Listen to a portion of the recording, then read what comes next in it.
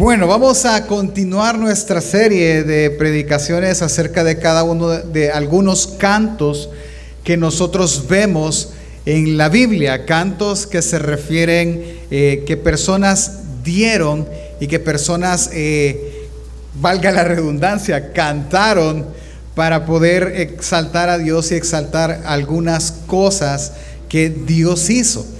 Uno de estos cantos está en el Salmo 51, que es un salmo de David. El título de la enseñanza es El amor que perdona aún la peor falta. Y es que yo creo que eso el ser humano nos va a costar entenderlo, porque nosotros no dimensionamos a veces lo que nosotros mismos decimos o pensamos. Por ejemplo, hay muchas personas que han dicho esta frase: si tú me haces esto, llámese engaño, adulterio, mentira, golpe, lo que sea, voy a ponerle un nombre. Si tú alguna vez me golpeas, yo eso jamás te lo perdono. Si tú me mientes, yo nunca te lo voy a perdonar. Y otras personas, cuando eso ya ha pasado, mencionan y dicen: esto que tú me has hecho, me golpeaste, me mentiste, me traicionaste, X, lo que sea, yo no te lo voy a perdonar jamás. Esas frases normalmente uno las dice y uno las entiende así. Uno viene y las entiende como la magnitud del dolor que provocaron, ¿sí? Pero esta frase tiene algunas características al decirla. Por ejemplo, cuando una persona dice: si fuese yo y yo digo esto que tú me hiciste, yo nunca te lo voy a perdonar, yo estoy diciendo que el mundo gira tan alrededor mío y yo estoy en el centro, que soy tan digno de perfección al punto que yo no voy a permitir, ni se debería de permitir, que a mí me ofendan. Esa es una de las cosas que estoy diciendo. Las otras dos cosas que estamos diciendo son mucho más graves. La frase coloca el sufrimiento de la ofensa en una posición superior al amor de la persona. Es decir, lo que una persona está diciendo es: yo no te amo tanto como para perdonar lo que tú me has hecho. O si tú lo haces, yo no te amo tanto como para perdonarte eso. ¿Me doy a entender? Ya la frase suena más pesada, ¿verdad? Ya no, si usted hace un ejercicio, diga, ya no piense, esto jamás te lo voy a perdonar. No, dígale: mi amor no alcanza para perdonarte eso. Porque eso es lo que la frase significa. Entonces, voy a detenerme. Yo no estoy minimizando el dolor de una falta. No, para nada. Al contrario, o sea, un engaño, un golpe, el quebrantamiento de una relación es duro, totalmente de acuerdo. Sí, no, es así. Pero yo con esto no le estoy diciendo que el amor no cubre la falta. La Biblia dice que el amor cubrirá multitud de pecados y multitud de ofensas. Entonces, diciendo eso, lo que yo trato es de que veamos es cuánto cubre realmente, cuánto amor se necesita para cubrir una falta, ¿sí? Ahora bien, pensemos del otro lado, en el que ofende, ¿sí? El ofensor, cuando de repente viene y cometió un error, cualquiera que este sea. En nuestro país no es tanto, se practica no tanto esto que le voy a comentar. Por ejemplo, en México, que es quien más lo practica, cuando alguien comete un error, normalmente es el hombre, ¿verdad? ¿Qué es lo que el hombre hace para contentar o mostrar su arrepentimiento a su esposa o a alguna mujer? Él lleva serenata, ¿verdad? Y empiezan los mariachis a tocar y el fulano a cantar ahí. Y lo que trata es de que la persona vea que de verdad está arrepentido, y lo logra si la muchacha sale por la puerta o por la ventana, X, ¿verdad? ¿Qué espera él al montar semejante espectáculo, hablar con la persona? ¿Qué espera él cuando la persona salga y él le diga: mira, perdóname por lo que te hice? ¿Qué espera escuchar él? Te perdono. Y si la mujer o quien sea dice te perdono, ya el tipo de música cambia, ¿verdad? Cante X canción, ¿verdad? Cante Así Nos Dejan, ¿verdad? Y el ritmo cambia, porque se está celebrando el perdón. Pero ¿qué pasa si la persona viene y está esperando la respuesta? Mira, te pido perdón. Y la persona ofendida dice, no te perdono. ¿Qué le pasa al ofensor? No, él se va frustrado, triste, por gusto, los $500 de la serenata. O sea, él decepcionado totalmente. ¿Qué es lo que quiero tratar de introducir con todo esto? Mire, es que si Dios nos perdonó a nosotros, si ese amor fue lo suficientemente grande para perdonarnos, entonces cantemos, testifica acerca del perdón de Dios. Y si has vuelto a pecar, pues arrepiéntete, porque abogado tienes para con el Padre, a Jesucristo el justo. De eso se trata el poema de David, de eso se trata su canto. Así que acompáñeme para que oremos y estudiemos este hermoso canto. Señor, te doy gracias por el privilegio que me das de poder estar acá, Señor, y exponer tu palabra. Yo te ruego, Señor, que tú me ayudes a poder tener las palabras correctas, Dios, a poder edificar tu iglesia, Dios, y prepara el corazón de cada uno de nosotros a esta preciosa verdad que vamos a aprender. En el nombre de Jesús, amén y amén. Ok, voy a poner algo en contexto. Acompáñenme, por favor, Levíticos capítulo 20, versículo 10. Levíticos se traduce en la ley ceremonial. Una de esas leyes ceremoniales que cubría obviamente al sacerdote y a todo mundo es esta: si un hombre cometiera adulterio con la mujer de su prójimo, el adúltero y la adúltera indefectiblemente serán muertos. La idea es que el adulterio es causa de muerte, punto, ¿sí? Es decir, que la pena por el pecado del adulterio es la pena capital. Tiene que morir. Él y ella, ambos deben morir. ¿Sí? Eso creo que queda claro. Ok, eso dice la ley. Entonces empecemos. ¿Cuál es el salmo o el canto que vamos a estudiar? Es el Salmo 51. Solo voy a leer una fracción del salmo para que sepamos más o menos cuál es, y luego vamos a leer la historia que causa que se cante esto. Capítulo 51, verso del 4 al 7 de Salmos, dice: contra ti solo he pecado, y he hecho lo malo delante de tus ojos, para que seas reconocido justo en tu palabra y tenido por puro en tus juicios. Y aquí en maldad he sido formado, y en pecado me concibió mi madre. He aquí tú amas la verdad en lo íntimo, y en lo secreto me has hecho comprender sabiduría. Purifícame con hisopo y seré limpio, lávame y seré más blanco que la nieve. Ese salmo es muy hermoso, indiscutiblemente, pero la pregunta es, ¿qué llevó a David a escribir este salmo? Cada uno de los salmos de David, la gran mayoría de ellos, por no decir todos, tienen una historia detrás que los lleva a escribir y a cantar ese salmo. O en nuestro caso. Ahora, ¿cuál fue esa situación que lo llevó a cantar esto? Acompáñeme, por favor, le voy a contar rápido la historia, aunque usted creo que la sabe. Segunda de Samuel 11, capítulo 11 y 12. Vamos ahorita al capítulo 11. Hablemos de lo que pasó. ¿Por qué me interesa leerlo? Porque también hay ciertos detalles que necesitamos ver en este salmo que nos van a ayudar a entender, en esta historia que nos van a ayudar a entender el salmo. Versículo 1. Aconteció en el año siguiente, en el tiempo que salen los reyes a la guerra, que David envió a Joab, y con él a sus siervos y todo Israel, y destruyeron a los amonitas y sitiaron a Raba. Pero David se quedó en Jerusalén. Ok, la primera frase que es curioso leer es: aconteció al año siguiente. Es decir, que un año antes él estaba en la guerra. Sí había ido a la guerra, sí había ido y luchado y conquistado otras ciudades y echado a los que ya no tenían que estar en la tierra prometida. Él sí lo hizo un año antes. El siguiente año, por alguna extraña razón que el texto no lo menciona, él no fue, no quiso ir y se quedó en Jerusalén. ¿Sí? Versículo 2 y 4. Y sucedió un día, de lo que él estaba en su casa, al caer la tarde, que se levantó David de su lecho y se paseaba sobre el terrado de la casa. Y vio desde el terrado a una mujer que estaba bañando, la cual era muy hermosa.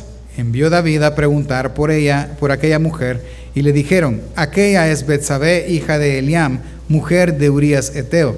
Y envió David mensajero y la tomó y vino a él, y él durmió con ella. Luego ella se purificó de su inmundicia y se volvió a su casa. Ok, mire, veamos algunos detalles que normalmente los pasamos nosotros por alto para entender la historia. ¿Cuál es la antesala al pecado de David? Número 1, el no ir a la guerra en el momento que los reyes iban a la guerra. Es decir, David no tenía que estar en ese lugar en ese momento. Él tenía que estar en la guerra, ¿sí? Él no quiso ir. Punto número 2. Si usted leyó versículo 2, dice: y sucedió un día al caer la tarde que se levantó David de su lecho. Es decir, que el fulano, el rey, estaba acostado, ¿sí? Y se levantó al caer la tarde. Al caer la tarde, yo entiendo, hermano, que después de 12 con un minuto ya es tarde, ¿verdad? Ya es mediodía. A esa hora, más tarde, no importa, él se levantó. O sea, que este señor no se levantó a las 8 de la mañana, ¿verdad?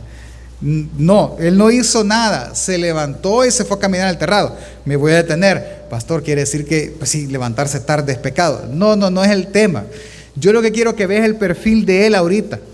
Él, ¿acaso no tenía nada que hacer? Sí tenía algo que hacer.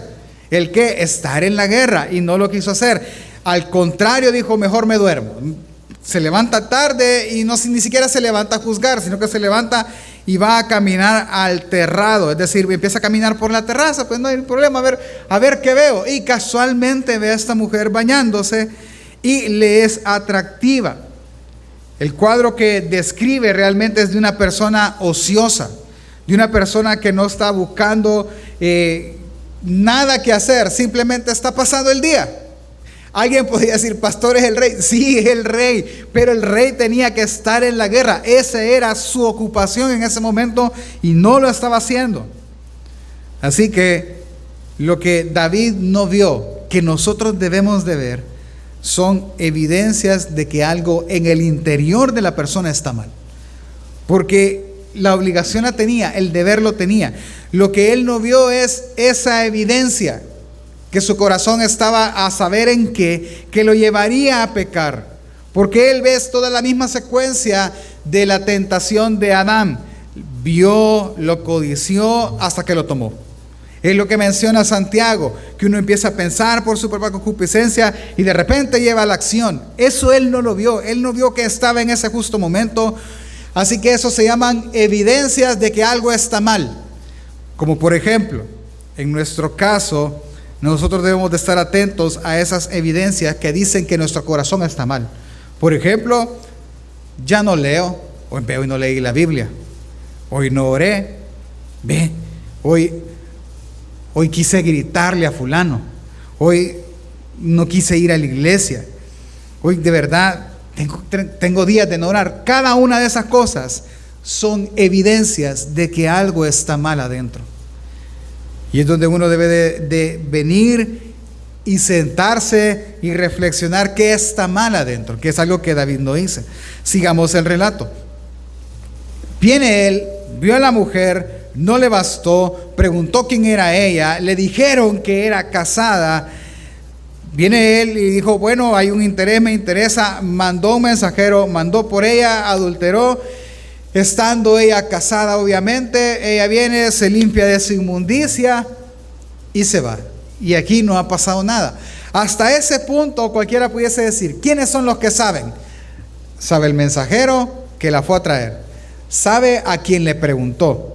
Nada más. Digamos que esos son esas dos personas. Así que el rey puede comprar esas voluntades y no pasa nada. Lo que vemos ahorita es ya a una persona que pecó, ¿sí? Pero ahora el punto viene y es esto. Hay un pecado. David, si algo sí tenía a su mano, que era que todos los reyes tenían que tener y todos los reyes debían de escribir, era la ley de Moisés. Entre ellas, Levíticos 20, justo el que leímos. Entonces David tenía algo en mente. Yo acabo de adulterar y el precio por el pecado del adulterio, ¿cuál es? La muerte. Uy, qué vergüenza que al que vayan a apedrear ahora, porque esa era la muerte, apedrearlo en la plaza pública era al rey. Y era a la mujer de uno de los soldados del rey. O sea que en lo que Urías Eteo andaba peleando, donde debió de estar el rey no quiso ir porque se quedó con la mujer de Urías. Punto. Qué vergüenza. No, esto no puede ser. Nadie debe de darse cuenta de lo que yo acabo de hacer. Y entonces viene el segundo intento. Una evidencia más grande todavía de que algo está pasando. El que tratar de cubrir por medios propios el pecado que cometí. Viene David y empieza, ok, hay que cubrir. Bueno, fácil, porque vino la mujer y le dice, ok, mira, yo estoy embarazada. Híjole, aquí sí ya estamos mal. Porque ahora sí se va a saber que alguien se acostó con ella. Van a empezar a preguntar y le pueden comprar la voluntad de estos dos y van a decir que soy yo, va a morir la mujer y voy a morir yo. No, no puede ser. Así que, ¿saben qué? Mándenme a traer a Urías. Van a traer a Urías. Lo llevan donde el rey, le pregunta por la guerra, el protocolo normal, y le dice, porque sos bueno, mira, deberías irte a dormir a tu casa. Viene despachado, se va el fulano, y el fulano dice, no es posible que allá están mis generales peleando, está el arca del pacto en una tienda, y yo estoy aquí en mi casa, en mi cama, comiendo, bebiendo, y puedo estar con mi mujer. No, me voy a quedar afuera. Y no siquiera entró a la casa de ella. Se quedó ahí. Le dicen a David, mira rey, no fue Urías a su casa. Mandarlo a traer, decirle que va a comer conmigo. Come con él y literal lo emborracha con la intención de que él vaya a su casa, duerma con su mujer, y lo que quiere él que la gente sepa es que ella quedó embarazada el día que vino Urías, ahí quedó embarazada. Y nada, el fulano no quiso ir ni bolo. Y el Señor, David viene y le pregunta, ¿por qué no lo has hecho? Capítulo 11, versículo 11 de 2 de Samuel dice, y él respondió a David, el arca e Israel y Judá están bajo tiendas, y mi señor Joab y los siervos de mi señor en el campo. ¿Y había yo de entrar a mi casa para comer y beber y dormir con mi mujer? Por vida tuya, es decir, por tu vida, rey, y por vida de tu alma, que yo no haré tal cosa. Hoy sí se le doró, ya no hay forma de hacer entrar a este hombre en su casa. Ok, bueno, como para todo hay una salida legal, ¿verdad? La única salida legal que le queda a David es que Urías muera. Así que eso está fácil, mándenlo a la guerra y pónganlo en lo más duro de la guerra. Viene, reciben las órdenes allá, y al pobre lo ponen justo abajo de las murallas. Cuando la guerra está reciando, y justo pues los flecheros y las piedras lo matan. Joab manda al mensajero al rey y le dice, mira, rendile cuentas al rey de esto. Y cuando el rey se enoje y te pregunte que por qué atacamos tan cerca de la muralla, le vas a decir que Urías murió. ¿Ok? Viene y empieza a mirar y nos acercamos a la muralla y todo esto. Y cuando en el relato que tiene Joab en su mente, el rey empieza a cambiar de por qué hicieron esa torpeza, ¿verdad? O sea, es un error de niños. ¿Por qué? Le dice el mensajero, y Urías, tu siervo Urías murió. Bueno, decirle a Joab que no hay ningún problema, que tenga ánimo, que siga adelante. Se acabó el problema. Entonces en la mente de David está, ya no me pueden apedrear, porque es legal que yo ahora tome a Betsabé, porque Urías murió. Así que no pasa nada. Pero no hay que ser así, ¿verdad? Que la mujer tenga su luto. Versículo 26 al 27. Oyendo la mujer de Urías que su marido Urías era muerto, hizo duelo por su marido. Y pasado el luto envió David y la trajo a su casa, y fue ella su mujer y le dio a luz un hijo. Mas esto que David había hecho fue desagradable ante los ojos del Señor. Ok, ¿qué es lo desagradable? ¿El pecado? No solo eso, sino que lo siguiente. ¿Qué figura usó David ante esto? La redención. ¿Sí? Ella no podía quedar viuda sola. No podía. Ella probablemente debió de ser tomada por algún hermano o el pariente más cercano de Urías. Pero ni siquiera eso respetó el rey. Alguien pudiese decir, pues sí, pero es que no tenía hijos, ella quedaba libre y se tenía que ir a su casa y cualquiera la podía tomar. Puede ser, como el caso de Ruth. Pero David viene y ahora sale en caballo blanco y dice, no te preocupes. Él estaba peleando por mí, yo cuido a esta mujer. Ay, sí, qué bonito el rey, va. Wow, qué corazón más grande el del rey. ¿Qué vemos en esta historia? Dos cosas terribles al ser humano. Número uno, qué corazón más podrido el del rey, que era conforme al corazón de Dios, que lo que él intentó hacer a toda costa, con todos los recursos a su disposición, fue cubrir un solo pecado que él había cometido. Y probablemente lo cubrió de los hombres. Los hombres, a excepción de los que le ayudaron, nadie sabe por qué lo hizo. Nadie. Solo tienen el cuadro de qué bonito, ¿verdad? La mujer de Urías, David fue el redentor de ella. Los otros 1000 soldados que murieron, nadie redimió a las mujeres, pero ella sí, ¿verdad? O sea, qué bonito, qué acto más bonito el de David. Pero lo segundo que nosotros vemos es que a Dios no se le escapa ni un solo de nuestros actos. En el capítulo siguiente, nosotros vemos qué pasó. Si usted ve, y ahora sí va a tomar quizás con más valor las evidencias, no ir a la guerra, ser un hombre ocioso, simplemente lo llevó a codiciar, a querer y con todo su poder hacerlo.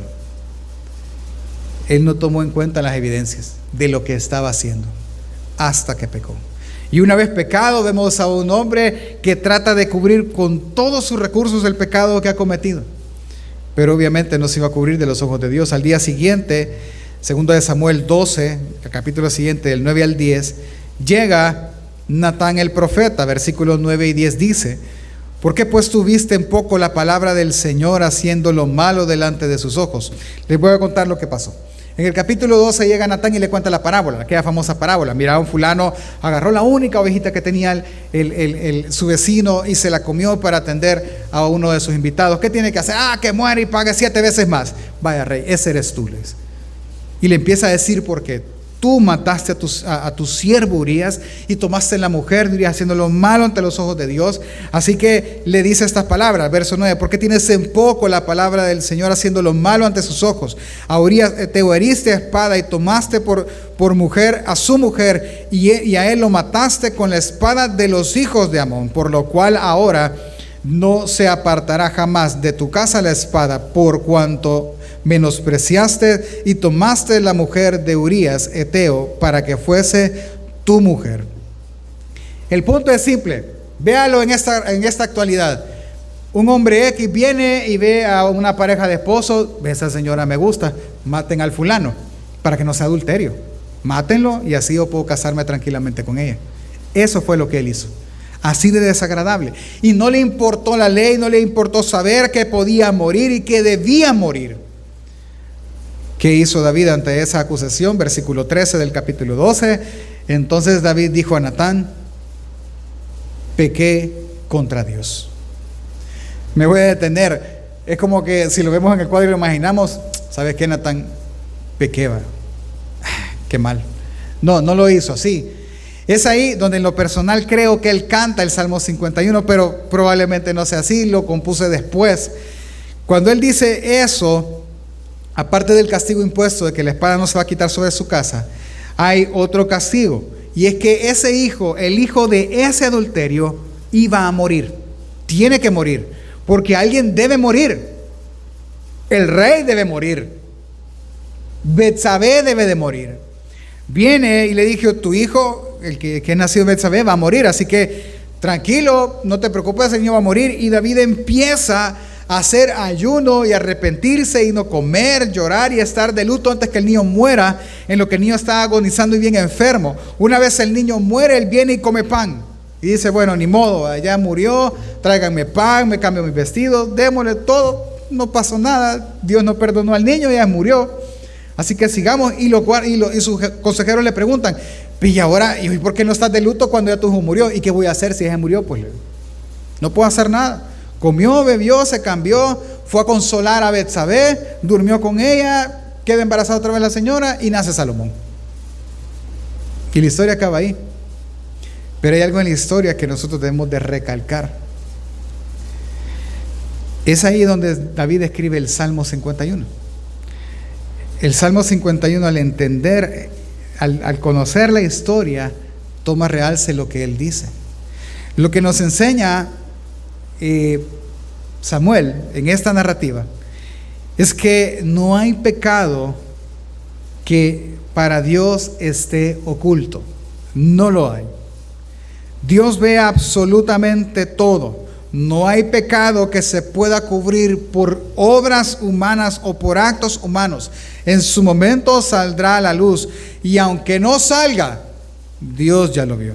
Ahora, ¿qué dice el Salmo 51? En el momento que David se arrepiente, pasa esto, mira. Le leo yo Samuel 12:20, dice: entonces David se levantó de la tierra, se lavó y se ungió y cambió sus ropas y entró en la casa del Señor y adoró. O fue ahí o fue cuando se arrepintió que él viene y expresa este canto. ¿Cuál es el canto? Capítulo 51, versículo 1 al 5 dice: el canto está dividido en 3 grandes bloques. Ten piedad de mí, oh Dios, conforme a tu misericordia. Conforme a la multitud de tus piedades, borra mis rebeliones. Lávame más y más de mi maldad y límpiame de mi pecado. Porque yo reconozco mis rebeliones y mi pecado está delante de mí. Contra ti solo he pecado y he hecho lo malo delante de tus ojos, para que seas reconocido justo en tu palabra y tenido por puro en tus juicios. He aquí en maldad he sido formado y en pecado me concibió mi madre.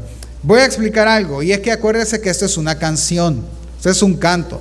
Usted y yo no lo podemos tomar literal, sino simplemente tratar de ver la intención. Por ejemplo, hay canciones actuales que dicen: me voy a inventar una, ay, yo te bajaré las estrellas, la luna, y te haré una casa ahí en un cerro, en la luna, para que vivamos solitos. ¿Se puede hacer eso? No, pero obviamente quizás en la canción se oye bonito, ay, sí, bien bonito en un lugar, pero es mentira, pues no lo puede hacer. Me debe entender, es lo mismo. Lo digo por el último texto: he aquí en maldad he sido formado y en pecado me concibió mi madre. Algunos piensan que David fue producto de un adulterio. No, no es así, es una canción. Él está diciendo lo siguiente. ¿Qué es lo que está diciendo? Que él y solo él es el único responsable del pecado. Nadie más. O sea, yo soy el pecador, yo soy el culpable, porque yo reconozco mis rebeliones. O sea, soy tan culpable que aún en el vientre de mi mamá yo estaba sucio del pecado. Cuando yo fui concebido, yo ya venía pecador. Así soy de pecador, Señor. Perdóname, límpiame, lávame. Y la frase quizás clave de esta porción es el 3: porque yo reconozco mis rebeliones. Es que no vemos a un rey ahora que está pensando: es que si la mujer no se hubiera parecido ahí chulona a bañarse, yo no hubiera pecado. Es que si yo hubiera ido a la guerra no hubiera pasado. No vemos a un rey así. No vemos un rey arrepintiéndose ahora de las evidencias que él no vio. Si me hubiera levantado más temprano, ¿verdad? No vemos a un rey así. Vemos a un rey que reconoce que él quiso hacerlo así y que se hace 100% responsable de su pecado. Y reconoce que él necesita que Dios le lave, que Dios lo limpie y que borre su pecado. En ningún momento usted va a ver en el canto que él justifica su actuar. No, él reconoce lo sucio que está. Él reconoce que necesita que Dios borre cada una de sus transgresiones. No vemos a un rey que ante las circunstancias llega a Natán, ¿verdad? No, mira lo que acabas de hacer. No, mira, yo solo quería verla, que pasó. O sea, de la nada, de repente ya estamos en la cama. O sea, no vemos a un rey que justifica su pecado. Vemos a un rey que reconoce que él está y va a recibir lo que va a recibir solo por responsabilidad absoluta de él y de nadie más. Y reconoce que solo él puede lavarlo y limpiarlo y borrar todas sus transgresiones. Solo él, nadie más. Yo no puedo. Yo quise cubrir mi pecado y no pude. Versículos 6 al 14 dice: he aquí Tú amas la verdad en lo íntimo, y en lo secreto me has hecho comprender sabiduría. Purifícame con hisopo y seré limpio. Lávame y seré más blanco que la nieve. Hazme oír gozo y alegría, y se recrearán los huesos que has abatido. Esconde tu rostro de mis pecados y borra todas mis maldades. Crea en mí, oh Dios, un corazón limpio, y renueva un espíritu recto dentro de mí. No me eches de delante de ti, no quites de mí tu Santo Espíritu. Devuélveme el gozo de tu salvación, y espíritu noble me sustente. Entonces enseñaré a los transgresores tu camino, y los pecadores se convertirán a ti. Líbrame de homicidio, oh Dios, Dios de mi salvación. Cantará mi lengua tu justicia. Y ahora viene, una vez reconocido que Él es el único que puede, que Él es el único pecador, ahora Él reconoce que solo Dios lo puede transformar. ¿Sabe qué está haciendo Él? Y vamos a ir aterrizando ya. Lo que Él está reconociendo es que si Él tiene la oportunidad de volverlo a hacer, Él lo volvería a hacer. El problema no es, y escuche esto, el problema no es que Él no haya ido a la guerra. Él puede haber dicho, no, el otro año, para que no me pase esta desgracia otra vez, yo cada vez que haya guerra, yo voy a ir. Y ya no, es más, destruyan la terraza, ya no quiero salir de esa terraza, porque por la terraza fue que yo pequé. No, Él no está diciendo eso. Él está diciendo que si Él tiene la oportunidad de volver a pecar como pecó, Él lo volvería a hacer. Porque el problema no es lo que lo llevó a hacerlo, el problema está dentro de Él mismo. Es su corazón el problema. Y este canto está mostrando eso, está Él reconociendo que si a Él le ofrecieran tal cosa, Él lo volvería a hacer. Si donde se perdió tuviera la oportunidad de ir, cualquiera de nosotros, mire, esta es una de las mentiras más grandes de esa sociedad. Yo, si volviera a tener la oportunidad de hacer este negocio, con lo mal que me fue, no lo haría. Hermanos, usted lo volvería a hacer. No se engañe. Su corazón es así de pecaminoso. No, pastor, yo no lo volvería a hacer. Se lo voy a enseñar con un ejemplo absurdo y ridículo. ¿Sí? Hace unos meses atrás empezó, la octagonal final para ir al mundial, ¿verdad? ¿Y cuántos estuvieron pendientes de la selección nacional sabiendo que la selección volvería a perder? Todos, hermanos. No, es que hoy sí, la azulita tiene que ir. No, por gusto. Es igualito. No, yo este pecado ya no lo volvería a cometer. Yo siempre escogería a Dios. No, volverías a escoger lo malo.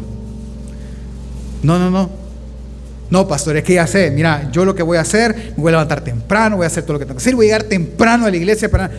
No, es que Él está diciendo algo muy cierto.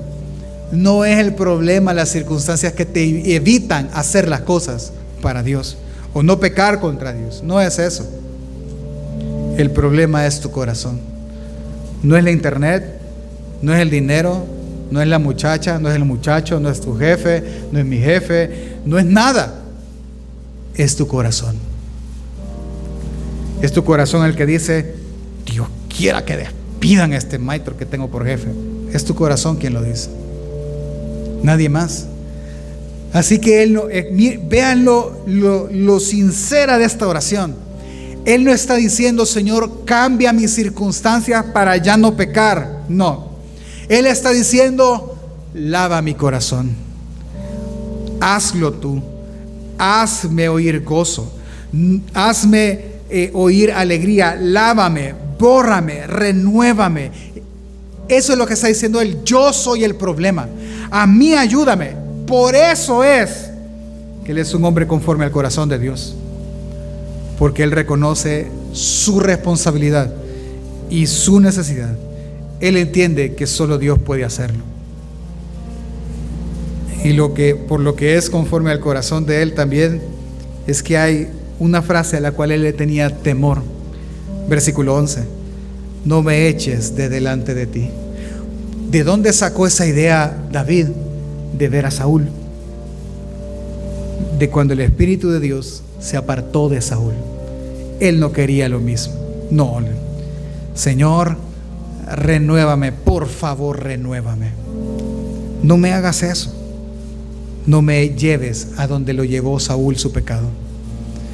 Y el pecado de Saúl era desobediencia, no adulterio. Si lo quieren ver en un tema escandaloso. Y el canto termina diciendo: Señor, abre mis labios y publicará mi boca tu alabanza, porque no quiero sacrificio, que yo lo daría. No quieres holocausto. Los sacrificios de Dios son el espíritu quebrantado, el corazón contrito y humillado no lo despreciarás tú, oh Dios. Haz bien con tu benevolencia, Sión, edifica los muros de Jerusalén. Entonces te agradarán los sacrificios de tu justicia, y el holocausto y ofrenda del todo quemada. Entonces ofrecerán becerros sobre su altar. Y el canto termina. ¿Cuál es la resolución entonces de David? David entiende dos cosas: que Dios ve en Samuel todo pecado que el hombre comete, pero también él ve que solo Dios puede otorgar el perdón y redención que él desea. Solo Dios puede. Él está diciendo: yo soy el único responsable del pecado. Solo Dios puede perdonar y ayudarme a no pecar más. Y cuando Él lo haga, yo testificaré la obra de Él. ¿Sabe qué es lo bonito en esto? Capítulo 12, versículo 13 de 2 de Samuel. Entonces dijo David a Natán: pequé contra el Señor. Y Natán dijo a David: también el Señor ha remitido tu pecado, no morirás. Y al oír esa palabra es que sale este precioso canto. Al tener el perdón, porque mire, es fácil decir, que es fácil que Dios diga, porque es una ofensa ante Dios. Es fácil decir, Señor, que Dios nos diga: hijo, nunca perdonaré tu adulterio. Eso yo no lo perdono. Él estará diciendo que su amor no puede tolerar ese tipo de pecado. Pero no fue así, porque el amor del Señor es más grande. Su misericordia es nueva cada mañana, por lo cual no hay pecado que Él no pueda perdonar, y no hay pecador arrepentido que Él no ame. Y ese es lo bonito del Evangelio. Es que el Evangelio es eso. ¿El qué, pastor? Es que Dios sí perdonó el adulterio de David. Entonces Dios puede perdonar mi adulterio entonces. Sí, o sea, esa es la idea, pero es todavía más profunda. Él no perdonó un pecado, Él perdonó una vida. Y eso es lo que tiene que entenderse. Es que, en otras palabras, Él perdonó la vida del rey, porque el rey debía de morir por su pecado, pero Él le perdonó la vida, y eso lo hizo cantar. Entonces, si perdonó el pecado de un rey que debió ser el primero en dar ejemplo, nos perdonará a todos nosotros. Sí, pero recuerde que Dios no perdona pecados, Dios perdona la vida, porque la paga del pecado es muerte. Él está dando vida a aquel a quien perdona sus pecados. Y la frase es más allá. Y eso es lo que nos lleva a pensar que no hay pecado que Dios no haya pagado, y pecador arrepentido al que Él no haya perdonado. Esa es la magnitud del amor de Dios.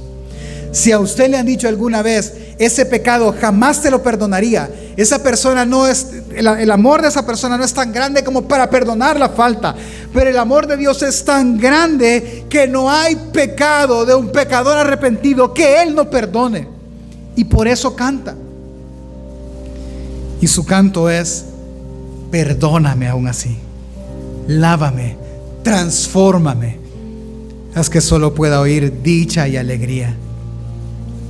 Por eso es que en Lucas 23, del 33 al 34, cuando Jesús está en la cruz, lo han latigado, lo han golpeado, han rifado sus vestidos, pusieron una corona de espinas, lo clavaron, le dijeron toda clase de infamias. Él dijo, versículo 34: Padre, perdónalos, porque no saben lo que hacen. Es que su amor por nosotros es tan grande. Y fue tan grande que perdonó aún las peores ofensas de todos nosotros al morir en esa cruz. Y a pesar de la ofensa del impío contra Dios todos los días, contra un Dios santo, Él mismo dice en Ezequiel 3:33-11, diles, vivo yo, dice el Señor, que no quiero la muerte del impío, sino que se vuelva el impío de su camino y que viva. Volveos de vuestros malos caminos. ¿Por qué moriréis, oh casa de Israel? Ezequiel 18:32 dice, yo no quiero la muerte de nadie, conviértanse y vivirán. Lo afirma el Señor omnipotente. En una versión, así como lo aprendimos el martes, dice el yo soy. Familia, entendamos, antes de venir a juzgar la tierra, el Señor vino a salvar a lo que se había perdido.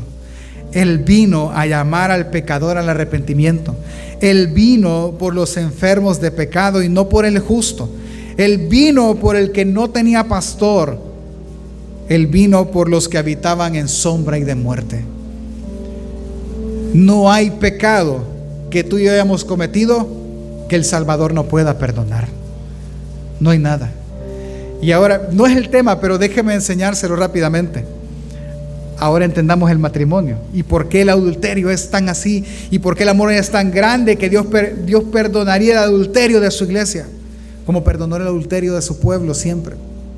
A pesar de que hubo castigo, hubo juicio, Dios siempre rescató un remanente. ¿Por qué?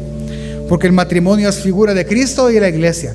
Cuando el esposo o la esposa adulteran y el otro no lo perdona, lo que está diciendo es, mi amor por mi cónyuge no es tan grande como para perdonar ese pecado. Cuando la Biblia dice que debe de amar como Dios le amó a él, como Dios ama a la iglesia. Y si Dios perdona la multitud de pecados de la iglesia, el cónyuge debería de perdonar por gracia la multitud de pecados del esposo. Porque el amor genuino, el amor de Dios, perdona aún la peor ofensa del pecador arrepentido. Por lo que podemos entonces resumir en una sola gran bendición, como lo dice Juan 13:1, la primera parte de la primera carta de Juan, capítulo 3, verso 1. Mirad cuál amor nos ha dado el Padre, que nos ha hecho hijos de Dios. Que nosotros podamos escuchar, tu pecado ha sido perdonado, nos debería de llevar a todos nosotros a cantar conscientemente de la gloria del Señor. Póngase de pie. Le termino diciendo esto: si Dios perdonó tu pecado, canta y testifica. Y si tú has vuelto a pecar, abogado tienes para con el Padre, a Jesucristo justo.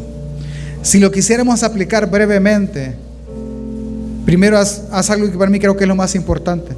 Hermano, reconozcamos, así como David reconoció que hemos pecado contra Dios. No hemos pecado contra el esposo, la esposa, contra nadie. Hemos pecado contra Dios. No justifiques, no, hemos pecado, Señor, yo he pecado, yo quise hacerlo. Yo quise hacerlo de esta manera, perdóname. Reconoce que tú pecaste porque así lo decidiste y sé humilde para pedirle a Él que Él te transforme. Y si Dios te ha perdonado, perdona tú también. Y si has experimentado el perdón de Dios, entonces cántale y adórale. Cierra tus ojos y oremos.